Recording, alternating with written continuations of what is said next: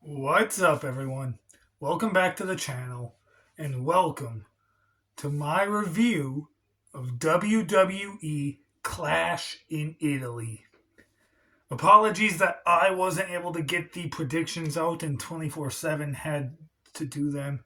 I've been kind of busy. I've had a lot on my mind that I just totally just forgot to do them. But here I am filming the review to make up for it, though I would have done both anyway. But yeah, Clash in Italy. This is a show that a lot of people online are kind of mixed on, but it's a show that I loved. I really, truly enjoyed this PLE. I would say it's maybe the best non WrestleMania PLE we've had for quite a while. Like, I liked it more than Backlash. I liked it more than Elimination Chamber. I think I liked it more than the Royal Rumble this year. Like, I really liked this show. There was one thing that I didn't like and a few minor botches here and there. But other than that, I enjoyed pretty much everything else. It was a pretty good show. So let's just get straight into talking about it. We opened the show with the WWE Championship match between Cody Rhodes and Gunther. Now, these two had a match at Crown Jewel a year and a half ago, I think it was, 2024. And this was a. So when this match happened, I think a lot of people, myself included, had high hopes. And this was a match that, though it was still good, didn't live up to everyone's expectations.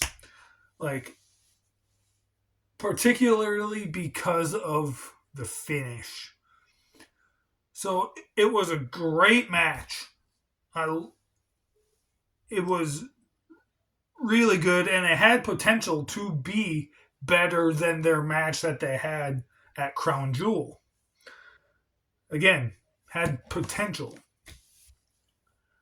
And right as the match was picking up and gaining speed and getting really good, out of nowhere, it just kind of abruptly ended. Cody hit the crossroads on Gunther. Gunther went for the pin, or Cody went for the pin. Gunther had his foot underneath the bottom rope, but the referee didn't see it and counted the 3 count for Cody and gave Cody the win. The match was about 11 minutes, and like what we got was good, and I enjoyed it, except for the finish. The finish is definitely going to affect the star rating I give this for sure. Now, like, I get that maybe you want to advance this feud and do another match between them, but like, you can do that without having a finish like this. Again, I would kind of be okay with this finish depending on how the rest of the storyline goes and where they take it. But other than that finish, I enjoyed this match. I'm going to go 3.5 stars. I probably would have gone 4, maybe even 4.5 if it wasn't for that finish. But I'm going 3.5 stars. Cody Rhodes won. Messed up finish, but still an enjoyable match in its own way. Overall, playing with my phone case. Off topic a second. I have to take my phone case off my phone when I film videos because my phone won't fit on this tripod with my case on it. Anyway, back on track. Up next, we had the women's championship match where Rhea Ripley defended the title against Jade Cargill. And wow, what a match. This was probably, I don't want to say probably, I'm going to say, I'm almost certain it was Jade Cargill's best all time match that she has had since showing up in WWE. I didn't see a whole lot of her AEW stuff, but I may even say the best match she ever had, period, including AEW. Like, this match was so good. I freaking loved it. And, like, I'm not the biggest Jade Cargill fan, but, like, if she continues to put on matches like this, I will become a bigger fan of hers more over time. Like, this was so awesome. And I don't know if it's because she had Rhea Ripley to work with, or if it's because Jade is getting better at wrestling finally. I don't know what it is, but this was so good. There was one little minor botch with B-Fab where she was supposed to grab Jade Cargill's leg and put it up on the rope, and she botched and couldn't grab it in time, so Jade Cargill put it up there herself. But other than that botch, like, that botch didn't really ruin the match. It's kind of like the match between Shawn Michaels and Undertaker at WrestleMania 25, where they had the botch where Taker basically landed on the cameraman, or didn't land on the cameraman in the way that he should have, and that was a botch. But that botch didn't really affect how good the match was. That's kind of how this botch went. Yes, it was a botch, but like, the match was still amazing, and it didn't affect the match at all. I loved it. It was a really good match. I'm gonna go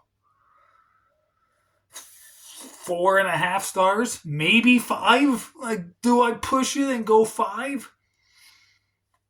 I don't think I'm gonna go 5, but I would not be mad if someone does go 5. I would totally respect that and totally understand where someone would go to give this 5 stars. Rhea Ripley wins the match, retains the title.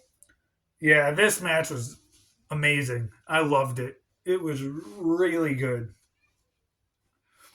Up next, then, after that, we had what they're calling the greatest rematch of all time between Brock Lesnar and Oba Femi. What a match, too. This one was awesome. I enjoyed this match as well. I liked it better than the WrestleMania match, if I'm being honest. I really did. Say what you want about Brock Lesnar and the whole retirement thing. Like, should he have come back? Should he have stayed retired? Was this a legit retirement? Was the retirement a storyline angle? Say what you want about it, okay? I'm not saying Brock winning here was the right decision. But if you are going to book Brock Lesnar to win the match, this is how the match needed to go. Brock just destroying the monster in Oba Femi. If you're going to do a 3-part trilogy match like they're probably going to do, this is how you book Brock Lesnar to defeat Oba Femi. Brock Lesnar has to hit Oba Femi with 7 F5s. Oba Femi is a monster right now. He's unstoppable. So he's going to continue to kick out of F5s because of how unstoppable he is. This match, though, again, I'm not saying Brock winning was the right call. I'm just saying because because they chose to have Brock win. This is how the match needed to go. It was awesome. It was still only like 6 or 7 minutes. 6 or 7. But it was still a really good match. It was better than the WrestleMania match, in my opinion. I liked it. I'm going 4 stars. Like, I really did like this match. And if and when the third match happens, I don't think it'll be at Night of Champions. I think it'll wait till SummerSlam. Whatever the stipulation is, because there will be a stipulation, most likely. I do think that match will be just as awesome. I enjoyed the WrestleMania match.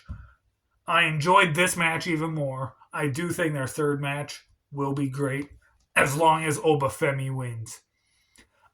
Which I do think he will. I don't see a scenario where Brock wins. So, yeah. Moving on, we had Becky Lynch defend the Women's Intercontinental Championship against Sol Ruca. I am a big Sol Ruca fan. I always have been since she showed up on NXT a few years ago. I saw a stat the other day, or a fact, that the women's IC title match has been on more PLEs over the last year and a half than any other championship has been on. And Becky Lynch has been in all of them. She's been in every single women's IC title match to happen on a PLE. But yeah, this match, it was good. I didn't think it was as good as Rhea and Jade, but I still enjoyed the match. I enjoyed what we got. As I stated, I'm a big Sol Ruca fan. I've always enjoyed Becky Lynch, so going in, I knew this match would deliver. I knew this match was going to be awesome, and it was. We had the whole Becky Lynch and Jessica Carr, the referee, stuff happen, and I'm going to throw this out there. I think we're going to eventually get a match between Becky Lynch and Jessica Carr. For those that don't know, Jessica Carr used to wrestle, and she's apparently done some stuff under a mask over in Evolve a few months back. I don't know for sure if that's true, but I do see Jessica Carr versus Becky Lynch being a possibility at some point. But yeah, Sol Ruca hits the Soul Snatcher on Becky, wins the match, becomes the women's IC champion in only 41 days of being on the main roster. And I'm seeing a lot of things from people online saying that they're actually shocked that they put the title on Sol Ruca this soon after debuting. I'm not shocked at all. Not one bit. What Sol Ruca did in NXT goes to show that she can hang, that she can do this, that she deserves to be here, and that she is championship worthy. Like, she's proven that. So I'm not shocked at all that they put the title on Sol Ruca. Not one bit. Going in, I was predicting Becky, I believe, but I am 1,000% okay with Sol Ruca winning. That being said, I'm giving this match 3.5 stars. I liked it. It was good. Just not the best match on the card by any means. There was, I think, a little botch in this match too. I can't remember where it was, but I think it was this match. I could be wrong.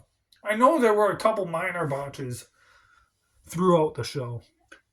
But anyway, yeah, Sol Ruca wins, becomes the new women's IC champ. And now the main event for the World Heavyweight Championship, we had Roman Reigns defending the title once again against Jacob Fatu, this time in tribal combat. Another pretty good match. This was enjoyable. I liked it. There were some weapons involved, but not as many as I thought there would be. There was a table, I think a kendo stick at one point, a toolbox. Yeah, there were some weapons. Just I thought there would be more. They went fighting through the crowd. That was kind of cool to see. Um, Roman Reigns was targeting Jacob Fatu's hand, so he couldn't hit the Tongan death grip on him. Like he smashed Jacob's hand between the commentary table and the toolbox. Yeah, some cool stuff in this match. I really enjoyed it. Part of me kind of had a small gut feeling that like maybe Zilla Fatu would show up and interfere. I think I thought that for Backlash as well, and it never happened. But when it didn't happen, I was like, okay, fine. It was just an idea. I wasn't like expecting it. I just had a feeling that it could have been possible. But yeah, as always, as we all thought would happen, Roman Reigns won the match, retained the title. The Usos came out at one point, and as they were walking away with Roman, Solo Sikoa, Talatanga, and Tamatanga were ringside behind the barricade and just kind of stared them down and left. And Jacob Fatu followed the Usos and Roman Reigns up the ramp. So, does that mean we're getting another feud between Roman and Solo? Or, like, the Usos and Jacob Fatu against the MFTs? I don't know. I hope not. But, oh well. I'm giving this match 4 stars, though. I enjoyed it quite a bit. Not the best match on the card. And if I'm being honest, I think maybe their Backlash match. I forget what I gave that star rating, but going off of memory, I think maybe I like that one just a touch better. I would have to rewatch it again for sure, but I still enjoyed this match. I'm going 4 stars here. Like, it was a good match. I enjoyed it. And yeah, that was my review of Clash in Italy. Overall, a very good show, at least in my opinion. I know there's people out there that thought it was just an okay show, like on the IWC, all over social media. I've watched reviews on YouTube of it. People are saying like, "Oh, the show sucked. It was okay. This and that." I liked it quite a bit. Really, I did. And I want to briefly talk about Mask versus Mask, El Grande Americano versus OG Americano. What a match as well. Like, that was awesome. 24/7 said that match stole the weekend, and he thinks that match was better than anything on Clash in Italy. I disagree, but I respectfully disagree because that was a good match too. But yeah, guys, that is it.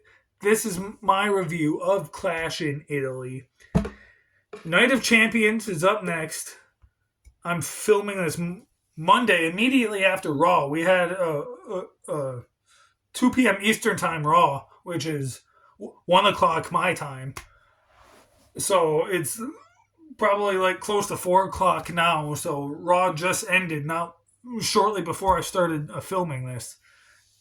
So, yeah.